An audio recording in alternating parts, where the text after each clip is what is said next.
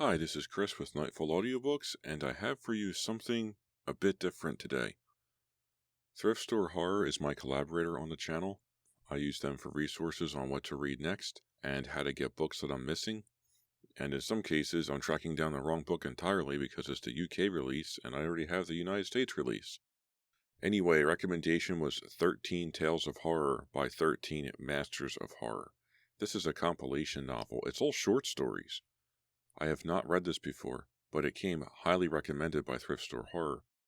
So we have stories by R.L. Stine, Caroline B. Cooney, Christopher Pike, D.E. Atkins, A. Bates, J. Bennett, Carol Ellis, Diane Hoh, Lael Littke, Sinclair Smith, J.B. Stamper, Ellen Emerson White, and Patricia Windsor. Half of these authors have worked with Scholastic and Point Horror in the past. This should be pretty fun. And we all know about R.L. Stine and Christopher Pike, right? Believe it or not, I haven't really read any Diane Hoh or Sinclair Smith or Caroline B. Cooney, but I do have a Cooney novel in the works, so stay tuned for that. I will be reading one story from this compilation and then publishing that as its own episode. I'm going to use this book like glue. If there's any holes or gaps or weirdness going on in my schedule, I'll be using one of these stories to fill that void. Just something fun to do. So let's begin. If you would like to get in touch with me, you can write me an email, nightfallaudiobooks@gmail.com. I am also on YouTube at Nightfall Audiobooks. Feel free to like, comment, and subscribe. Hit the join button to show your support. I also have a Patreon page, patreon.com/nightfallaudiobooks. So tell your friends, tell your mom, tell whoever you think would like to listen to me narrate them a story. Thank you very much for listening, and let's begin. Welcome to a Nightfall Audiobooks production of Dedicated to the One I Love by Diane Hoh. Marla Medwick's bedroom reeked of the acrid smell of nail polish. Marla, her blonde head bent over cotton-separated bare toes, sat on one bed, concentrating on a careful application of peach pleasure. Lee Drum and Carrie Carbone, equally lost in the task at hand, occupied the bed's twin opposite Marla. All three sang along with the music from the radio at Marla's right elbow. "I love this song," Carrie said dreamily as she brought the tiny brush down toward her foot. "It's so romantic. Turn it up, Marla." Red-haired Lee, the only one of the three with enough courage, or as Marla put it, bad taste, to indulge in frosted fuchsia frolic, made a gagging sound. "Romantic. It's just plain corny. All that garbage about true love makes me sick." "Don't be bitter, Lee," Carrie said softly. "You sound like you're the only person in the world who's been stepped on. We've all been there, remember?" Before Lee could reply, the voice of their favorite DJ, Bobby G, interrupted. "This next song here on Cool 98, the place for all your favorites, is dedicated to Carrie Carbone." Three heads snapped up. Three pairs of ears sprang to attention like retrievers in a field of birds. "By someone who loves her. Enjoy, Carrie." As the first strains of the song surrounded them, two pairs of eyes shot to Carrie Carbone, expecting to see pleased surprise on her face. There was surprise, but there was no pleasure apparent in Carrie's delicate features. Her skin was as white as the wall behind her, her brown eyes were wide with shock, and her lower lip trembled. "Carrie, what's wrong?" Marla asked. "That's," Carrie swallowed and tried again. "That was our song, Richie's and mine. It's You Turn Me On." Her voice rose. "It was our song?" Lee and Marla stared at her. Then Lee shook her head, tightened her lips, and said grimly, "We promised we weren't going to talk about him." She lay down on the bed, her long hair splayed out around her like a red cape. "So can it, Carrie?" "Lee, I loved him," Carrie said softly. Tears pulled in her eyes. "Well, so did I. So did Marla, which only goes to show how stupid this trio is." "We weren't stupid," Marla said staunchly. "We trusted him, that's all. He told me it would be better if no one knew we were dating because he was older than me and my parents would object. I never guessed that it was really because he was dating you two at the same time." She sighed heavily.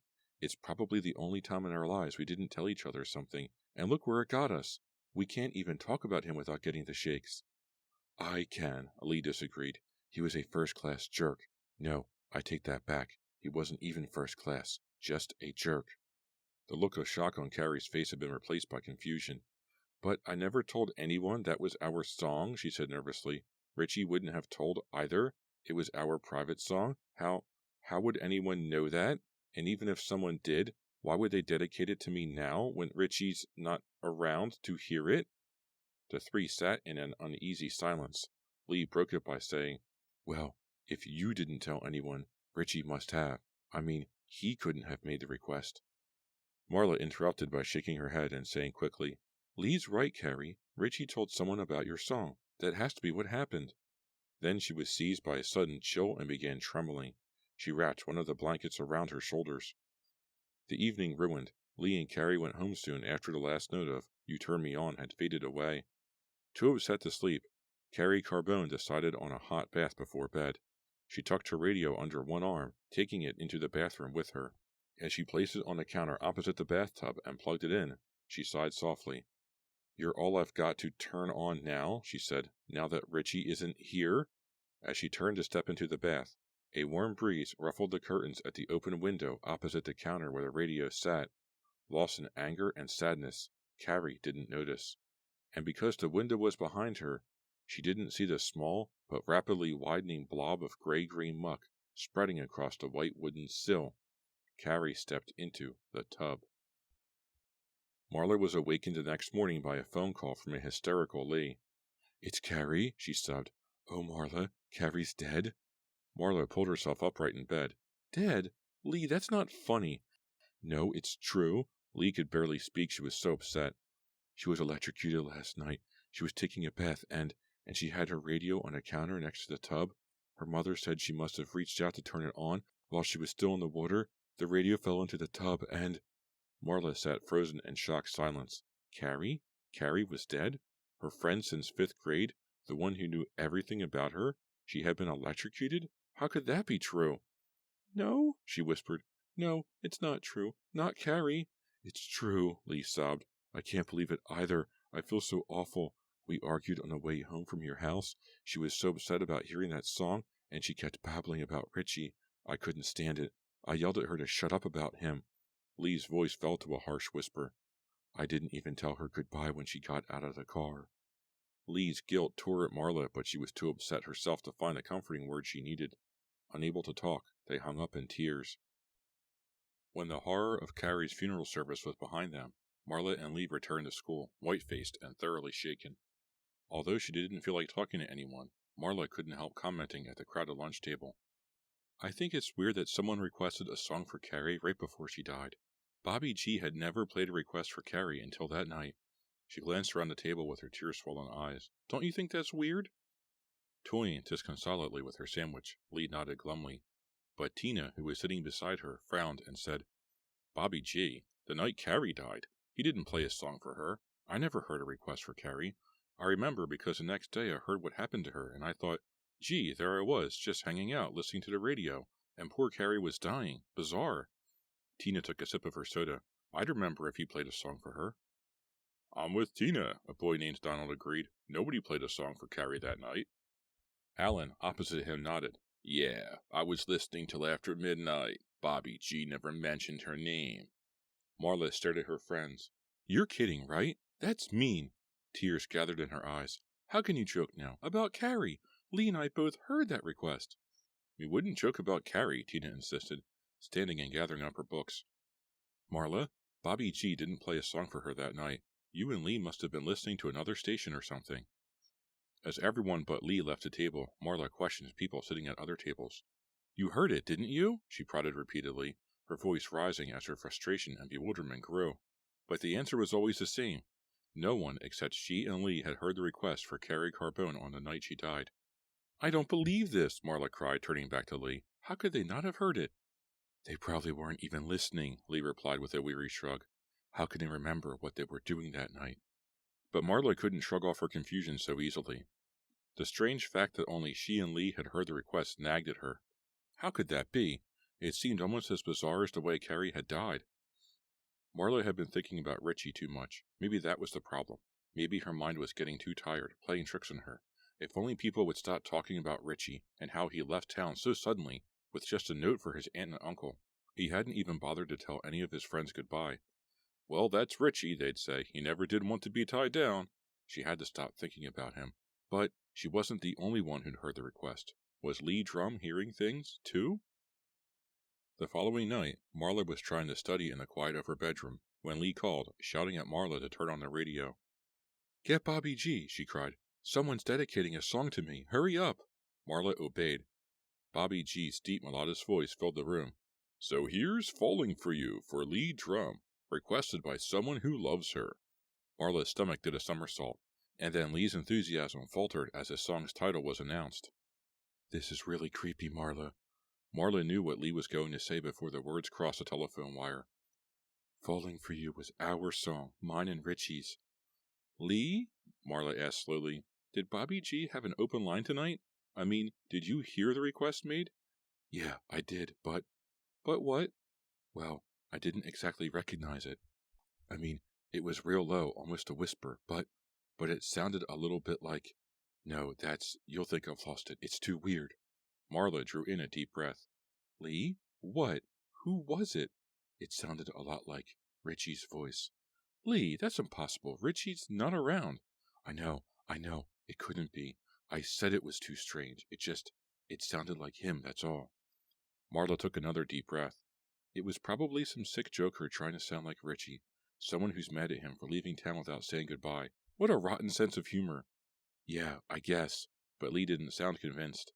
Saying she might as well listen to the song, since it had been requested for her, Lee hung up. Lee's remarks about the voice kept Marla tossing and turning in bed. If she asked around at school tomorrow, would the kids say they hadn't heard Falling for You? Would they insist that Bobby G hadn't played it tonight? I'm not going to ask, she decided as she rolled over and buried her face in the pillow, because I don't want to know if no one heard it but me and Lee. Sometimes it's better not to know. Sometime during the night, Lee Drum awoke in the darkness and felt her stomach growling. Knowing she wouldn't be able to go back to sleep until she'd grabbed a snack, she left her room in her flowered flannel pajamas and bare feet and headed for the stairs in the dark. She made the trip countless times since her family had moved into the old Victorian house. But when Lee reached the top of the steep, narrow staircase, her left foot suddenly slid out from under her, slipping on an unseen glob of slimy gray-green goo. She lost her balance and, with a startled, murmured, "Oh!" she catapulted forward. Her body tumbled head over heels in a graceless bundle from the top of the stairs to the bottom. When she hit the hardwood floor at the base of the staircase, there was one final thud. Then silence. Marla heard the news at school. She stopped breathing momentarily as a shocked friend said, "She's not dead, but something terrible happened to her spine. Mrs. Drum told my mother Lee might not walk again. She could be paralyzed for the rest of her life." Lee Drum had studied ballet from the age of 6. She had planned to make dancing her career. Now, the long, strong legs that she had laughingly called drumsticks were useless. Leaving school, numbed with shock, her movements stiff and wooden, Marla remembered the night she discovered Lee and Richie together. She was on her way home from the library. She was humming to a song on her car radio, the windows open to let in a warm autumn breeze. Lee's house was on her way home. The big yellow Victorian was, as always, bright with lights, including the one in the wide front porch. "Maybe I'll honk," Marla thought with a grin as she approached the Drum home. "I'll start honking now and lay on the horn all the way down the street. Lee will hear it up in her room and know it's me. She'll think it's funny." But just as she leaned forward, still grinning, the porch light illuminated 2 figures dancing, very close together, in front of the chain-suspended white swing. Marla saw the tall, leggy girl she knew so well, and a taller, very cute boy whose grin could light up a room. They were dancing so close together, she couldn't have slid even one thin dime between the two of them without touching the pale blue sweater or the plaid flannel shirt. Lee and Richie, together. Her best friend and the only boy she'd ever cared about. It wasn't Lee's fault. She didn't know Marla was dating Richie, but Richie knew. And when Marla knew, and when Marla, in tears, went straight to Carrie's house and told her what had happened and mentioned Richie's name, Carrie's face had gone stark white. "Who?" she whispered. "Who did you say he was?" "Richie Creek. I didn't tell you because he said not to. He was afraid my parents would find out. He's older. I don't think you know him." And then, for the second time that night, Marla reeled in shock as Carrie answered through tears of despair. "Yes, I do, Marla. I do know him. Oh, Marla, I've been dating him too." The following night, after a long, painful session together, the 3 friends confronted Richie with his treachery. Marla was the first to speak. "What's going on, Richie?" she said quietly, while Lee fumed beside her, and Carrie, pale as a ghost, bit her lower lip nervously. "You've been dating all 3 of us at the same time? Don't you think that's pretty sleazy?" And he laughed. Laughed! Variety is the spice of life, sweetie, he said lightly. Haven't you girls ever heard that? He reached out and touched Marla's hair. We had fun, didn't we? What's the problem? You're a worm, Lee burst out furiously. Three-timer. Creep. You said you loved me, Carrie said softly, and I believed you? I feel so stupid. They all felt stupid, and they hated the feeling. I'm splitting this deadbeat town anyway, Richie said, heading for the big city where the action is. We had fun, but I gotta move on now. Feel like giving me a ride to the airport, saving me cab fare? Richie Creek sure did have nerve. Remembering the way things had happened, Marla was awash in tears as she'd been that night when she saw Lee on the porch with Richie. She had thought it was all behind them, but now, what was happening now? Bobby G had played a song that had been special to Carrie and Richie, and Carrie had died. He had played a special song to Lee and Richie, and Lee had fallen. Carrie was gone forever, Lee paralyzed. Why? Her stomach turned over. Richie was the only other person who knew about the songs. If she didn't know better, no, that was impossible. Unless she really was losing her mind. Was she going crazy? Richie wasn't around to request songs or to hurt them anymore. Then who was doing it? And why? Food began to taste like mud to Marla. She slept fitfully, her dreams filled with shadowy, haunting images of Richie and Lee and Carrie. On more than one dark night, she was jolted out of a tormented sleep by the strains of You Turned Me On or Falling for You. Yet, when she checked, her radio was off and the house was completely silent. Her jeans hung loosely on her hips, and dark shadows encircled her eyes like bruises. When she tried to study, the words reshaped themselves into images of Richie, looking up at her from the page with mocking laughter in his eyes. Slamming the textbook shut failed to erase the image. It danced around the room, taunting her, teasing, until she put her head in her hands and wept. She knew what was haunting her. It was the knowledge that all three of them had dated Richie, but only two had been attacked. 3 people had loved him, shared a secret song with him, but only 2 had suffered terribly because of it. Only 2. It wasn't finished. It couldn't be. Nothing terrible had happened to her. Not yet. She picked the nail polish from her nails, forgot to wash her hair, and wore the same clothes to school too, sometimes 3 days in a row. Her friends at school, uneasy about her appearance and behavior, began to avoid her. She missed Lee and Carrie fiercely, feeling lost and alone without them. And she was terrified. On a Saturday night after visiting Lee in the hospital, Marla was home alone, making a futile attempt at studying. Her parents had gone out.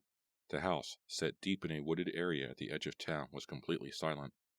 Marla was furious at herself for letting her parents leave. Why didn't I make them stay home? Marla asked herself. Because I would have had to explain why I'm afraid. And I can't do that. I can't. Giving up on her studies, she left the desk and crawled into her bed, burrowing under the covers for safety and comfort. To break the silence, she reached out and turned on the radio. I want to request a song from Marla Medwick, a whisper breathed in her ear. Play A Knife in My Heart, and dedicate it to Marla, the girl I love. Marla froze. Oh God, here it was. But how could it be? That was her and Richie's song, and no one knew that except the two of them. Images of Richie flooded her mind, smiling, talking about his plans to see the world, bending his head to kiss her, dressed in a sport coat and tie, ready to leave town forever, ready to leave her behind, forever.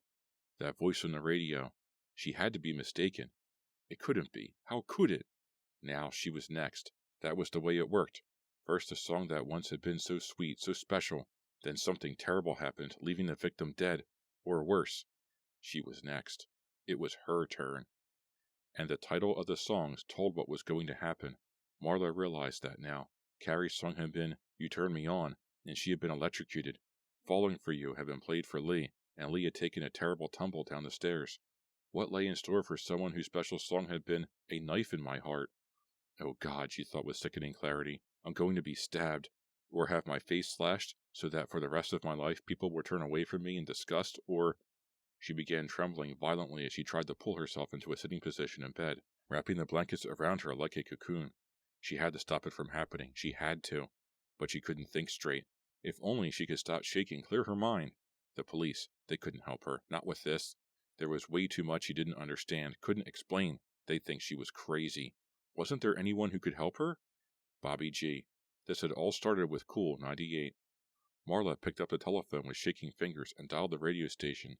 It took her a few minutes to get through. Oh, come on, she repeated anxiously to herself. Pick up the phone. Name your choice, Bobby G said finally. No, this isn't a request, Marla said, trying in vain to control the panic in her voice. I need help. You have to help me. He's going to kill me. Kill you? The disc jockey sounded amused. Who's going to kill you, honey? Richie Creek? Although the room was chilly, beads of sweat gathered on Marla's forehead. Who's Richie Creek? Marla was babbling and she knew it, but she couldn't help it. There wasn't time to talk slowly. He was my boyfriend, and Lee's and Carrie's, only none of us knew he was dating the other ones, not at first. Bobby G's voice was patient. Look, sweetie, I don't think some guy is going to put out your lights permanently just because you dumped him. No, it's not like that. We didn't dump him. We killed him. Excuse me? We killed him. Everyone thinks he left town and went to Los Angeles, but he didn't. He never got to the airport because we killed him. And Marla saw that night again, the night she had tried so hard to forget. When Richie asked for a ride to the airport, they were stunned by his gall. Of all the nerve. He'd broken their hearts and now he wanted a ride? They couldn't believe it. But then Lee turned to Marla, a sly smile on her face, and said, Sure, why not? Who better to see you off than the three girls who love you? When are you leaving? Richie looked surprised but pleased. Tomorrow night, 8:15. Pick you up at 7, Lee said, and dragged a dumbfounded Marla and Carrie back to her car. Lee explained her plan during the ride home. It seemed like simple justice to Marla. Carrie was less enthusiastic, but agreed to go along. So when they picked up Richie the following night, Lee sat in the back seat with Richie, while Marla drove, sharing the front seat with Carrie, and they didn't drive to the airport. They drove instead out to Blackberry Hill Road, a dirt road winding along a foul-smelling, brackish, grayish-green swamp. Richie, in high spirits over his trip, chattered cheerfully about the new worlds he intended to conquer and what a great time he was going to have doing it. When he realized they were not on their way to the airport, he got mad. I don't have time to fool around, you guys, he said. What are we doing out here? He peered out the car window into the wide pool of greenish scum, dotted here and there with dead trees and jagged logs. God, it stinks. Relax, Richie, Lee said. This is a shortcut. But Marla could see Richie's face in the rearview mirror. He didn't take Lee's advice. He didn't relax. A noise from downstairs interrupted Marla's thoughts. She was alone in the house. There shouldn't be any noise from downstairs. Shivering, she eyed the door. It seemed suddenly fragile, no stronger than a sheet of paper. Marla dropped the phone, jumped out of bed, and ran to her desk. Grabbing the chair, she dragged it across the room and jammed the sturdy wooden back up under the doorknob. Then she flipped the lock and checked the doorknob to make sure the lock held. That done, she ran back to the bed and retrieved the phone. When the disc jockey spoke again, the patience was gone from his voice. Who is this? He demanded. And in an irritated aside, he muttered, Geez, isn't anybody screening these calls? To Marla, he added, I don't have time for jokes, kid. It's not a joke. This is Marla Medwick, 4443 Buskin Drive. Richie's going to kill me. Tonight. I know it sounds crazy, but it's true. He's going to stab me. You've got to believe me. I thought you said the guy was dead. He is dead. At least, we thought he... But now... Tell me about it, the disc jockey urged suddenly, as if he had finally realized that this call wasn't a joke and it could be important. All across town, listeners picked up the tone in his voice and stopped what they were doing. Pens remained poised in midair, textbooks lay ignored on desks, blow dryers fell silent, noisy water faucets were turned off, and countless radio volume dials were turned up. Marla's eyes fastened on the chair-barricaded door. He was coming. She could feel it. Her hands gripped the receiver so tightly the skin went bone-white to the wrist. We were just going to leave him out there, she cried, her voice rising precariously. Make him walk or hitchhike back to town? We figured it would give him time to think about what he'd done to us. He had it coming, didn't he? Her face flushed scarlet. Well, didn't he? She demanded angrily. Made you mad, did he? Bobby G said gently. There was another sound from downstairs. Marla sank down on the bed and pressed her back up against the wall. We made him get out of the car, Marla whispered into the phone, her breathing ragged and raspy. She never took her eyes off the door. Lee had her little brother's toy gun. It looks real. Lee forced him out of the car, and Richie stood there beside the swamp, his eyes wide with disbelief. You guys are nuts, he yelled in fury. He grabbed for the door handle, yanked it open, tried to dive into the back seat, but Lee kicked him out. He grunted and fell backward, and Lee pulled the door shut, slamming it hard. I was the one driving, Marla told the disc jockey breathlessly, and when she yelled, "Go!" I took off really fast. So was the guy still out there, or what? Marla swallowed hard. Her eyes remained glued to the bedroom door, waiting. No, Lee was so upset she wasn't paying attention, or she'd have noticed the tie right away. The tie? Was that the sound of footsteps on the stairs?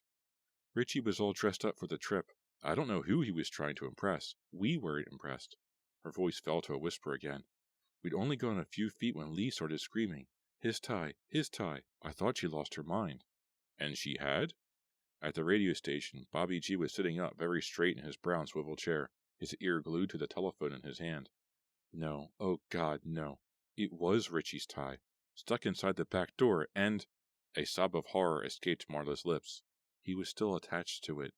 She could still see it so clearly. She slammed down on the brakes, hard, bringing the car to a shrieking standstill. They jumped out, and there he was, only it didn't look like Richie anymore, not after being dragged along that hard, stony road. Geez, you dragged him? Wasn't the doorknob turning the tiniest bit? Marla stood up. We didn't know he was there, she moaned. We didn't. We couldn't believe he was dead. I guess he was strangled because his face was all purplish and his head hung funny. The phone cord, set in motion by her violent trembling, slapped crazily against the wooden bedside table. Bobby G exhaled deeply. He raised a hand to the sound engineer in the booth, tracing a 9 and 2 1s in the air. The engineer nodded and began dialing a telephone at his elbow. The doorknob was turning. Marla, her eyes still on the door, began backing away from the bed, moving as far as possible from the door. When we saw what we'd done, we knew we couldn't take him back to town. No one would believe it was an accident. Everyone knew we were mad at him for what he'd done to us. Remembering, Marla felt sick and faint. If it hadn't been for Lee, they'd have stood there screaming all night long. So she made them snap out of it. We have to get rid of him, Lee said, bending down to take Richie's bleeding hands. Help me. When Marla and Carrie, paralyzed with shock, didn't move, Lee screamed again, Help me with him. So what did you do? Bobby G asked slowly. Marla sobbed, we put him in the swamp. Their eyes clouded with horrified tears. The girls had dragged and pulled and tugged until Ritchie Creek sank like a stone into the disgusting greenish sludge. Gone forever, Lee said dully, watching the muck bubble up in protest over the new arrival. But she had been wrong. Ritchie wasn't gone forever, after all. What else could we do? Marla asked Bobby G, her voice a pitiful whine. Everyone would have thought we'd killed him on purpose to get even, and we hadn't. I swear it was an accident. Right. Lee said nothing ever comes back up out of the swamp, but she was wrong. Solid wall bumped up against her spine. She could move no further away from the door. Richie did come back up. He's here now. In a thin, high-pitched voice, she said, I know he is. I can feel it. You have to help me. He's going to kill me. Is this for real? The disc jockey asked her. You dumped a body in the swamp out on Blackberry Hill Road? We had to, Marla shrieked, all control gone now. We had no choice, can't you see that, can't you? When the stench hit Marla's nostrils so suddenly, so powerfully, her knees gave way, and she sank to the floor. That smell. She knew that horrid, unforgettable odor. Nothing else smelled like that. You have to help me, she sobbed, her eyes wide with horror fastened on the door. You're the one who played the songs. If you hadn't done that... Songs? What songs? Our special songs with Richie. Lee's and Carrie's and mine. You turned me on, and Falling for You, and tonight you played A Knife in My Heart. That was our song, mine and Richie's. That's how I knew he was coming to get me. You played it a few minutes ago. It seemed like hours. Sorry, kiddo, you must have your stations mixed up. Haven't played any of those songs in ages. I mean, you are kind of confused, aren't you? Marla knew he meant crazy. She didn't care. What difference did it make now? Richie had come for her, and there was nothing she could do to stop him. No one was going to help her. She was lost.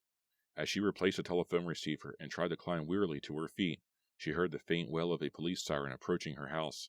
Her legs wouldn't work properly. She couldn't stand up. The terrible stench was overpowering. Her face swollen and tear-streaked, her body moving sluggishly, she crawled on her hands and knees to the door, and saw, oozing in under the door, a thick, gooey puddle of grayish-green slime. She knew what it was immediately. She had scrubbed and scrubbed that night, trying desperately to erase every last trace of the foul, stinking stuff from her hands and knees and from under her fingernails. She still awoke at night, terrified, thinking she was coated with the disgusting stuff. She knew the swamp sludge well. Outside, car doors slammed.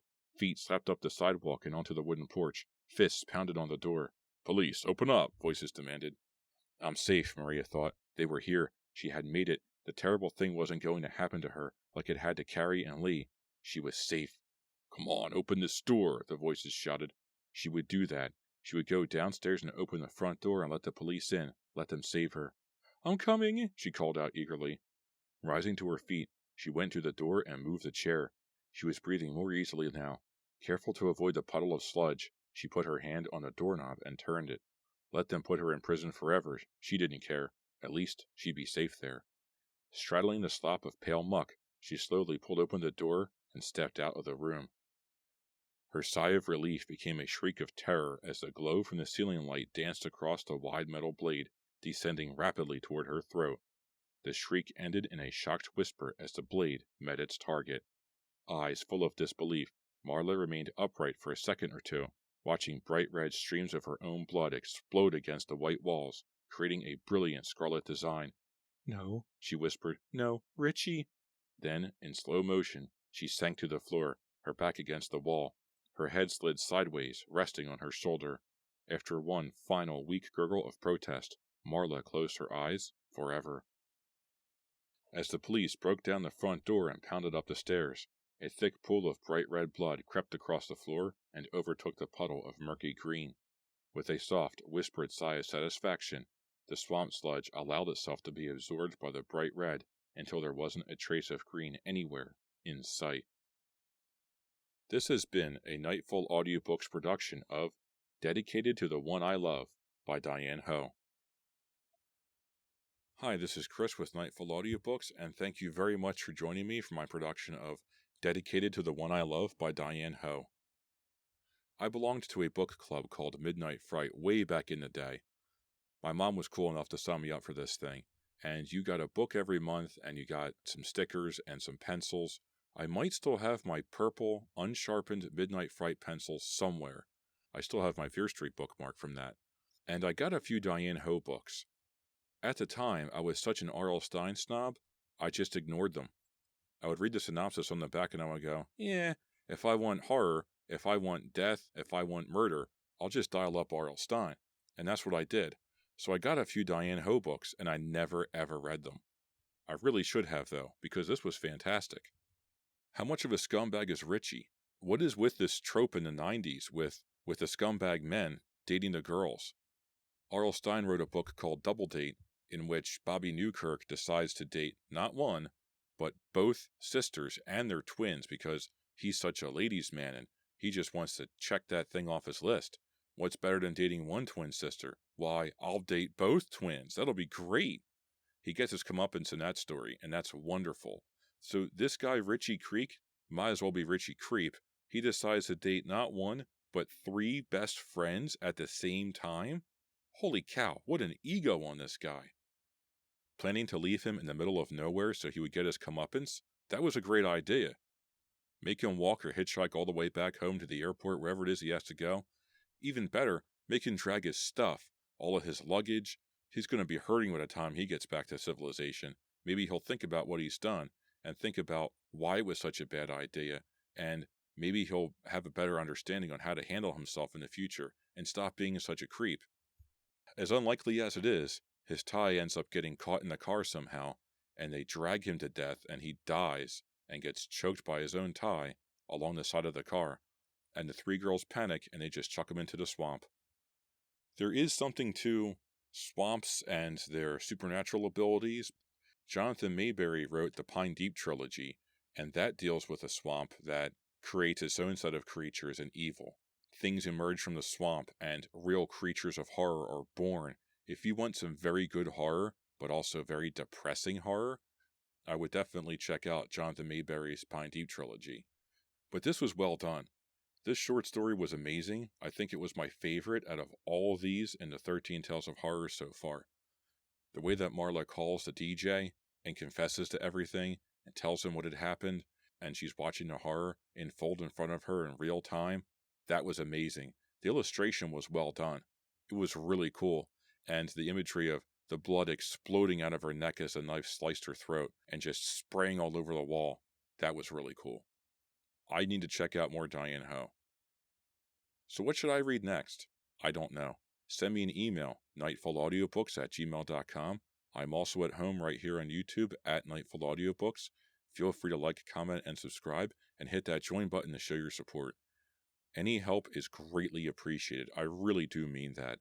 I also have a Patreon page, patreon.com/nightfallaudiobooks.